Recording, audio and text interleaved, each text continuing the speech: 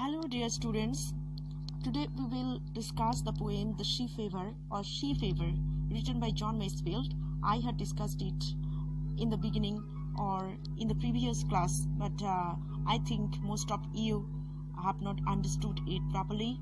So today we will discuss it, or today we will read the poem and do the line by line explanation. So let's first recite the poem. How would you recite? Let's see.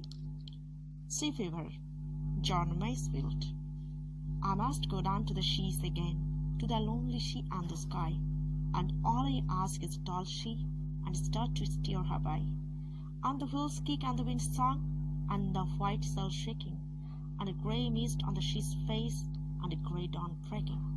I must go down to the seas again, for the call of the running tide is a wild call and a clear call that may not be night. And all I ask is a windy day with the white clouds flying, and the flank spray, and the blown spew, and the seagulls crying. I must go down to the seas again, to the vagrant gypsy life, to the Galsay and the Felsay, where the wind like a fitted night, and all I ask is a merry yearn from a laughing fellow rover, and a quiet sleep, and a sweet dream when the long trek is over. So this was the poem, and you know that the poem is a merry yarn, or it is called wanderlust. That is, here the thirst or desire to go to the sea has been described properly and very beautifully.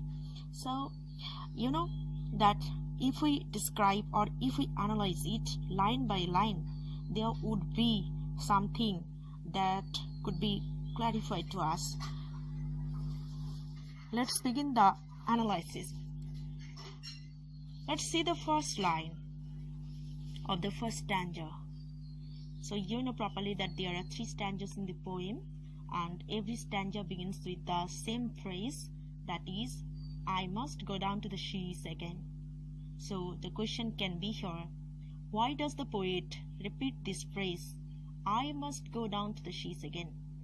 So your answer should be, the poet repeated the phrase, I must go down to the seas again, in order to mean that he was desperate to go to the sea again, and he loved the journey so much that he was desperate to go to the sea again, and that is why he said, I must go to the seas again, go down to the seas again. And there is another phrase, that is again. Why does he say again?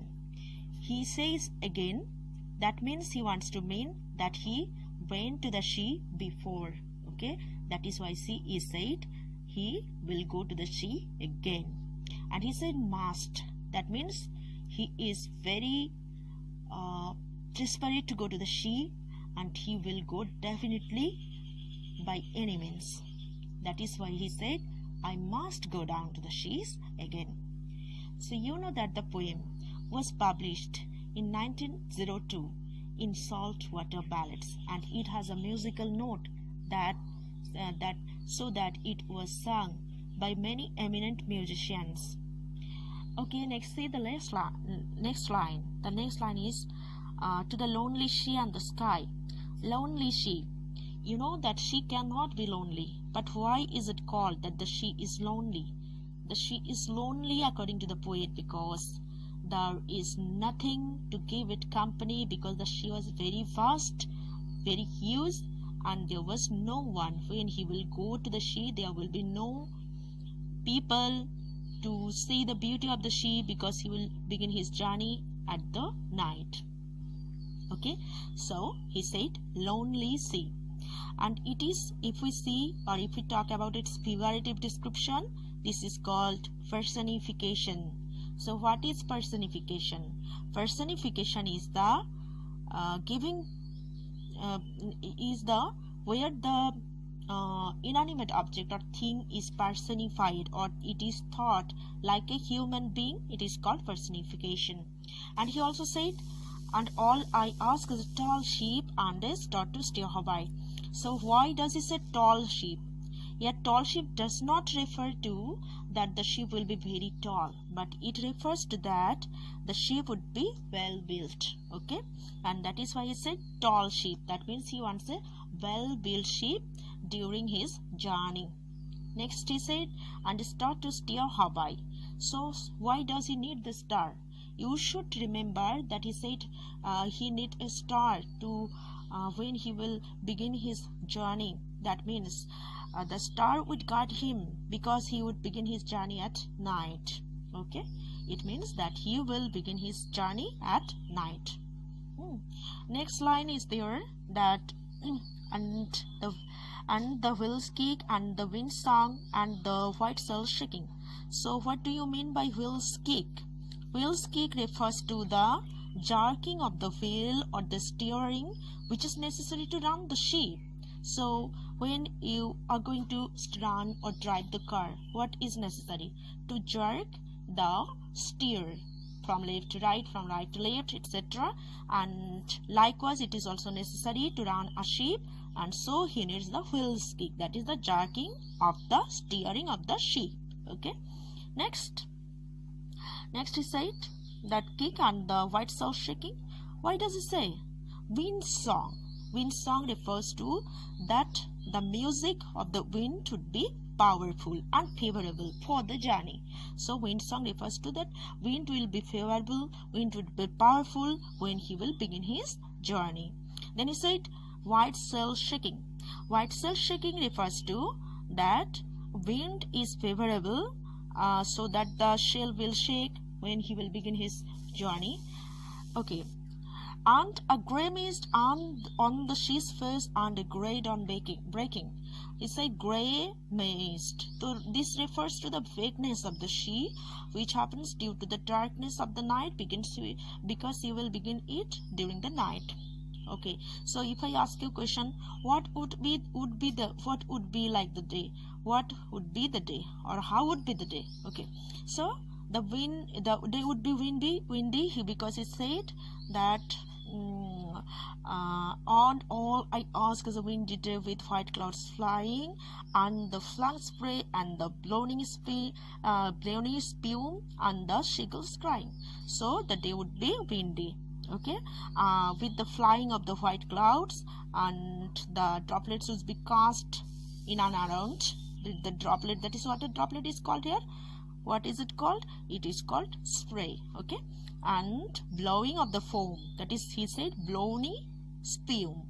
And of course he wants the crying of the seagulls. That is the song of the seagulls. This will be accompanied with the day when he will take journey in the sea.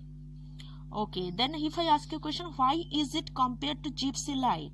So it is compared to gypsy's life because the gypsies also like to wander from place to place, and because they have no settled place to live in. Okay, so next, if I ask you where is the seagull's way, you should say that seagulls is generally seen in the sea. And what do you mean by whetted knife? That is the sharpened knife, which means that the wind would be very powerful when he begin his journey. Okay, and merry yarn means a very good and enjoyable tale. Okay, so from whom did he listen to the merry yarn? He will listen to the merry yarn from his fellow mariners. Okay, so from whom does he want to hear the tale?